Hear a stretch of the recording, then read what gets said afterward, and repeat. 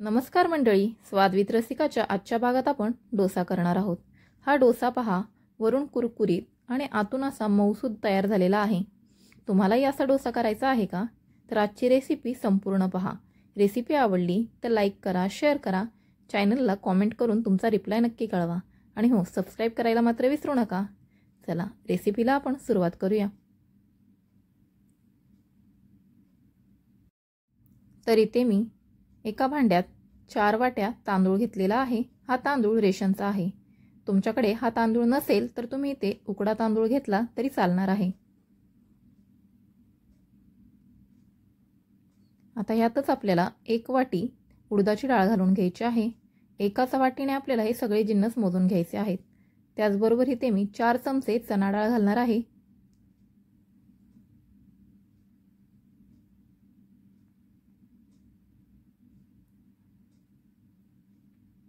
आता हे सर्व जिन्नस आपल्याला व्यवस्थित असे स्वच्छ धुवून घ्यायचे आहेत।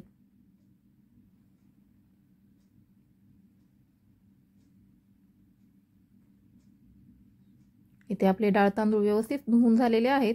आता यात आपण पाणी घालू। त्याचबरोबर इथे आपल्याला 1 चमचा मेथी दाणा घालायचा आहे।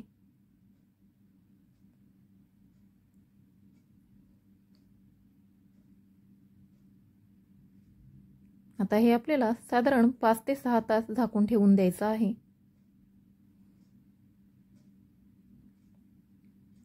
5 ते 6 तासानंतर तुम्ही पाहू शकता आपला तांदूळ व्यवस्थित भिजलेला आहे।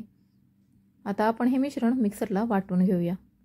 हे मिश्रण वाटून घेण्याच्या आधी आपल्याला ज्या वाटीने आपण डाळ तांदूळ घेतला होता त्याच वाटीने अर्धी वाटी पोहे स्वच्छ धुवून भिजवून घ्यायचे आहेत। पोह्यात आपण थोडं पाणी घालून घेऊ आणि आता हे साईडला ठेवून देऊ। आता आपल्याला थोडं थोडं तांदूळ आणि डाळ व्यवस्थित वाटून घ्यायचे आहेत।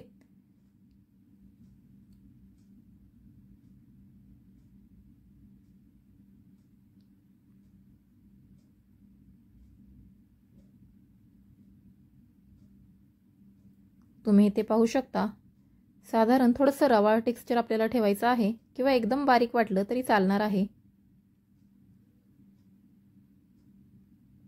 आता हे आपण एका भांड्यात काढून घेऊ।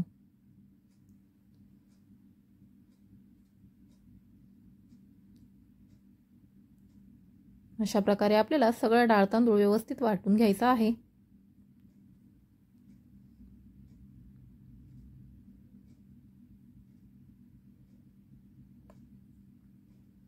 आता आपण भिजत घातलेले पोहे सुद्धा शेवटी वाटून घेणार आहोत। तुम्ही पाहू शकता पोहेही छान वाटून झालेले आहेत। आता यात आपण सगळे जिन्नस व्यवस्थित मिक्स करून घ्यायचे आहेत। हाताच्या किंवा एखाद्या पळीच्या सहाय्याने आपल्याला हे व्यवस्थित फेटून घ्यायचं आहे। एकाच डायरेक्शनने आपल्याला हे मिश्रण फेटून घ्यायचं आहे।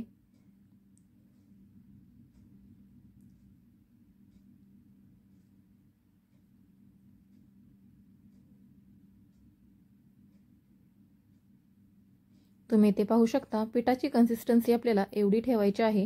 याच्यापेक्षा जास्त पातळ आपल्याला पीठ करायचं नाही। आता हे मिश्रण फर्मेंट झाल्यानंतर डब्याच्या बाहेर येऊ शकतं, त्यामुळे मी यातलं थोडं पीठ दुसऱ्या एका भांड्यात काढून घेणार आहे। कारण इथे माझा डबा लहान आहे। तुम्ही एखाद्या मोठ्या भांड्यातच ठेवलं तर चालणार आहे।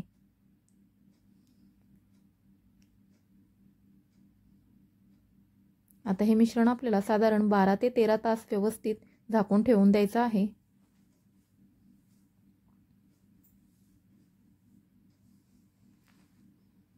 आता तुम्ही पाहू शकता आपलं मिश्रण व्यवस्थित फर्मेंट झालेलं आहे।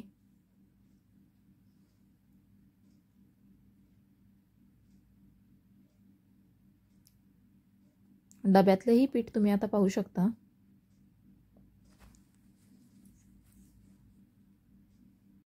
तुम्ही पाहू शकता पीठ आपलं किती वर आलेलं आहे। तर हे मिश्रण आता आपण थोडा वेळ बाजूला ठेवून देऊ आणि डोस्यासाठी बटाट्याची भाजी आणि सांबर करण्याची तयारी करून घेऊ। तर इथे मी तुरीची डाळ आणि बटाटा कुकरला लावून घेतलेला आहे। त्याचबरोबर एका बारक्या कुकरमध्ये मी भोपळा, कांदा आणि टोमॅटो घातलेला आहे। आता आपल्याला ह्याला एकच शिट्टी करून घ्यायची आहे, त्यामुळे हे डाळीबरोबर आपल्याला घालायचं नाही, नाही तर भाज्या गाळ होतात. तुमच्याकडे शेवगा असेल तर तुम्ही शेवगाही यात घालायचा आहे.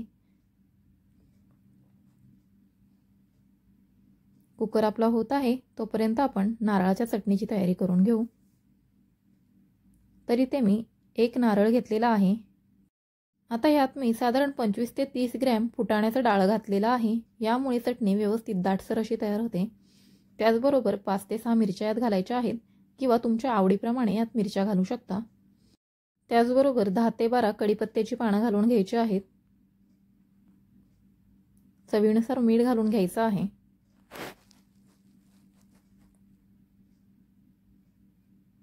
आणि आवडत असेल तर यात साखर घालायची आहे. आमच्याकडे थोडी चटणी गोडसर लागते, त्यामुळे मी यात साखर घातलेली आहे. तुम्ही पाहू शकता व्यवस्थित असं आपण हे मिश्रण बारीक करून घेतलेलं आहे. आता आपण चटणीला फोडणी देऊन घेऊ. तरी ते मी एका पातेल्यात तेल घातलेलं आहे. तेल व्यवस्थित गरम झालं की आपल्याला यात अर्धा चमचा मोहरी घालून घ्यायची आहे. त्याचबरोबर अर्धा चमचा उडदाची डाळ घालून घ्यायची आहे. आणि पुन्हा आपल्याला फोडणीत थोडासा कढीपत्ता घालून घ्यायचा आहे. कढीपत्ता वगैरे छान तडतडलं की आता आपल्याला यात वाटलेली चटणी घालून घ्यायची आहे. तुम्हाला हवी असेल तितकी पातळ चटणी तुम्ही करू शकता. मी आता ते भांडं इसळून थोडंसं पाणी यात घालणार आहे.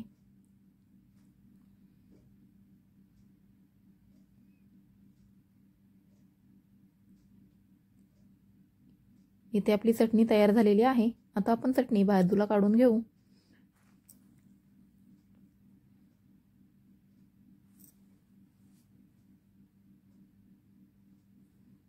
चला आता आपल्या एकीकडे डाळसुद्धा शिजलेली आहे. तर इथे मी सांबराची तयारी करून घेणार आहे. त्यासाठी मी कढईत तेल घातलेलं आहे. त्याचबरोबर मोहरी जिरं घालून छान परतून घ्यायचं आहे. आता त्यात आपल्याला एक उभा चिरलेला कांदा घालून घ्यायचा आहे. आणि त्याचबरोबर कढीपत्त्याची पानं घालून घ्यायची आहेत. कांदा आपल्याला छान असा परतून घ्यायचा आहे.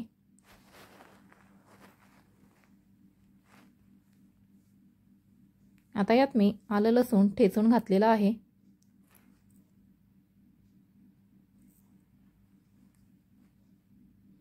कांदा छान असा मऊसूत झालेला आहे.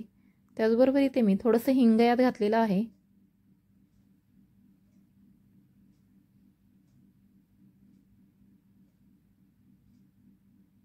इथे आपला कांदा छान परतून झालेला आहे. आता यात आपण मसाले घालून घेऊ. त्यासाठी इथे मी 1 चमचा हळद, 1 चमचा लाल तिखट आणि थोडासा सांबर मसाला घातलेला आहे. आता इथे तुम्ही कोणत्याही कंपनीचा सांबर मसाला वापरू शकता. मसाले छान परतले की आता आपण शिजवलेली डाळ घालून घेऊया.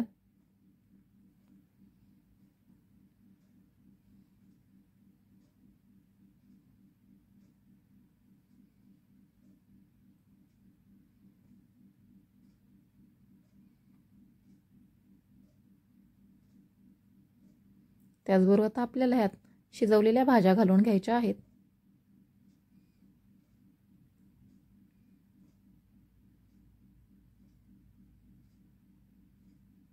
आता यात आपण चवीनुसार मीठ घालून घेऊ.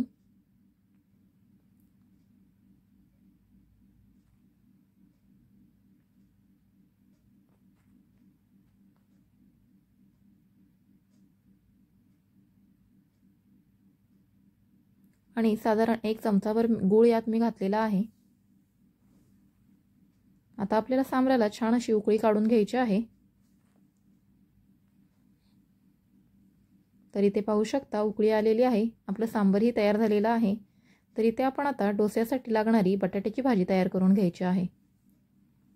त्यासाठी कढईत मी तेल घातलेलं आहे. तेल तापलं की यात आपल्याला मोहरी घालून घ्यायची आहे. त्याचबरोबर जिरंसुद्धा घालून घ्यायचं आहे. आता यात मी कांदा घातलेला आहे. इथे मी 3 बटाट्यासाठी 4 ते 5 मध्यम आकाराचे कांदे घेतलेले आहेत. कारण डोस्याच्या भाजीसाठी आपल्याला कांदा जरा जास्तच लागतो. कांदा छान परतून घ्यायचा आहे.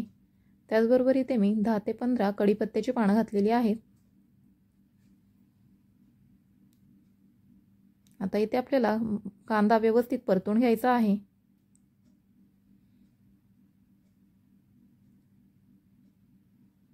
त्याचबरोबर इथे मी 3 ते 4 हिरव्या मिरच्या घातलेल्या आहेत. कांदा झटपट लाल होण्यासाठी आपण ह्यात चवीनुसार मीठ घालून घ्यायचं आहे.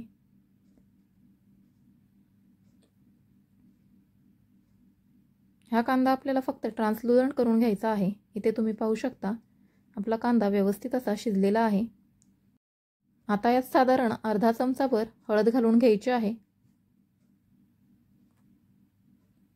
हळद आपल्याला व्यवस्थित परतून घ्यायची आहे.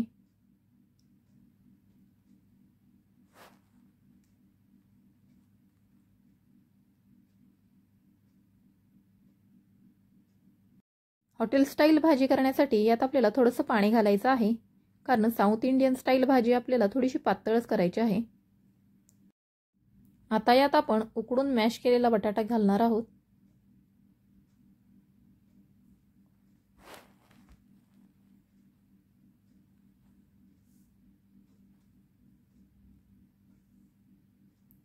बटाटा घालून आपल्याला व्यवस्थित हे सगळं मिक्स एकजीव करून घ्यायचं आहे.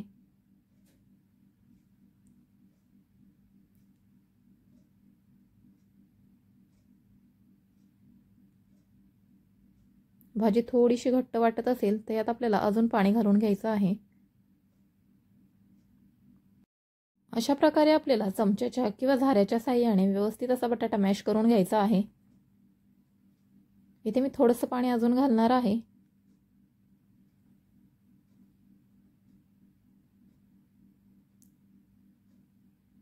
साधारण 2 ते 3 मिनिटं भाजी छान परतल्यानंतर आपली भाजी तयार झालेली आहे. आता आपण डोसा करून घेऊ. हे सगळे जिन्नस होईपर्यंत आपलं पीठ अजून थोडं फर्मेंट झालेलं आहे. इथे तुम्ही पाहू शकता.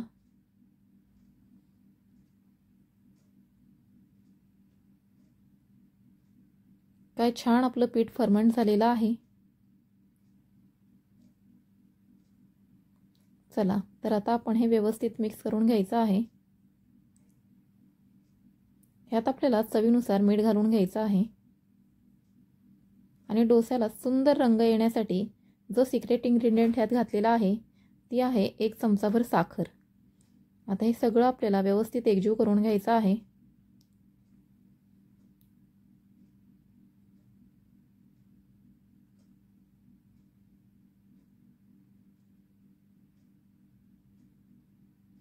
यात मी अजिबात पाणी घातलेलं नाही. आता आपण तवा व्यवस्थित तापवून घ्यायचा आहे. मोठ्या गॅसवरच आपल्याला तवा तापवून घ्यायचा आहे. आणि सुरुवातीला आपल्याला ह्यात कांदे आणि तेल लावून घ्यायचं आहे. आता ह्यावर आपल्याला पाण्याचा शितोडा देऊन घ्यायचा आहे. ह्यामुळे डोसे व्यवस्थित तव्यापासून निघले जातात आणि अजिबात डोसा चिटकत नाही. तर इथे तुम्ही पाहू शकता आपल्याला व्यवस्थित असं पाणी पुसून घ्यायचं आहे. आता आपण ह्यावर डोसा घालून घेऊ. तर त्यासाठी मी इथे 2 पळ्या मिश्रण घातलेलं आहे. तुम्ही हे मिश्रण वाटीच्या साहाय्याने घातलं तरी चालणार आहे. व्यवस्थित असं आपल्याला एका बाजूने डोसा पसरवून घ्यायचा आहे.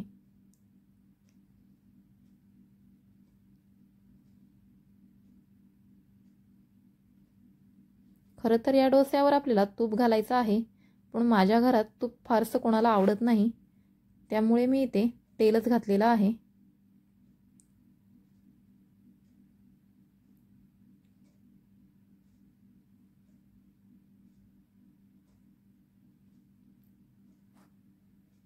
आता साधारण 2 ते 3 मिनिटं आपल्याला डोसा व्यवस्थित शिजवून द्यायचा आहे.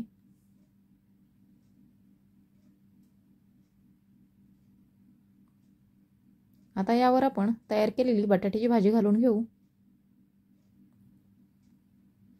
तुम्हाला दिसतच असेल डोस्याचा रंग बदलायला लागलेला आहे.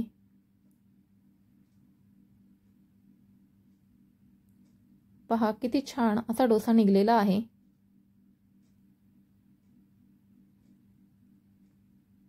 इथे आपला डोसा तयार झालेला आहे. चला तुम्हाला अजून एक डोसा तयार करून दाखवते. पहिलीच प्रोसेस आपल्याला पुन्हा रिपीट करायची आहे. अशा प्रकारे नक्की तुम्ही डोसा करून पहा. रेसिपी आवडली तर चॅनलला सबस्क्राईब नक्की करा आणि हो, कॉमेंटमध्ये तुमचा रिप्लाय नक्की कळवा. तुमचे कॉमेंट मला अजून अशा नवनवीन रेसिपी करण्यासाठी प्रोत्साहन देतील. पुन्हा भेटू नवीन व्हिडिओमध्ये. तोपर्यंत बाय बाय.